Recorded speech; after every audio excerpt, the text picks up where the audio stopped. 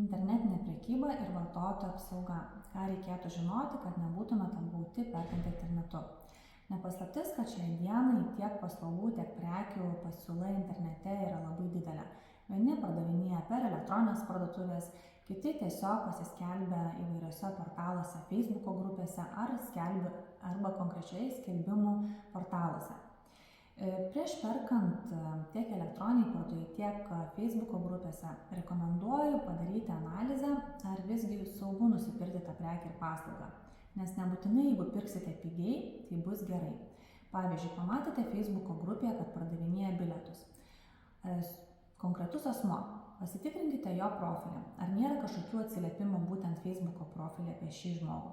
Aišku, šie komentarai būna ištrinami. Tačiau kartais Google paieškoje išmeta dažnai blogus atsiliepimus. Tokiu atveju atlikę šią patikrą tikrai išvengsite nusipirkti negaliojantį bilietą ar kažkokią tai kuponą gauti tam tikrą paslaugą.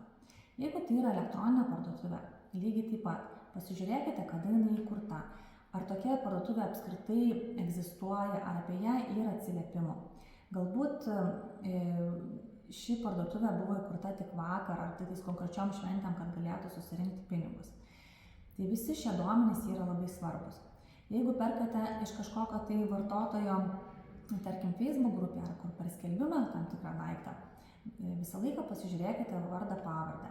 Galbūt išsaugokite susirašinėjimą, kad ateičiai, jeigu kartais tas sandoris nepavyktų, turėtumėte įrodymų, kad jūs sumokėjote šios pinigus ir negavote prekės. Jeigu visgi taip atsitiko, nenuleiskite rankų. Dažnai žmonės nesikreipia į policiją dėl ikiteisminio tyrimo pradėjimo vien dėl tos priežasties, kad tai yra mažos vertės prekė ir paslauga. Tačiau pasikreipus į artimiausią policijos komisariatą ir užregistravus įvykį, gali paaiškėti, kad jūs esate ne vienas nukentėjęs. Ir tokiu atveju, jeigu jūs dar prisidėsite prie šio tyrimo, tai galite užkardyti kelią, kad tas asmuo nesielgtų ateityje ir nedarytų šio nusižengimo.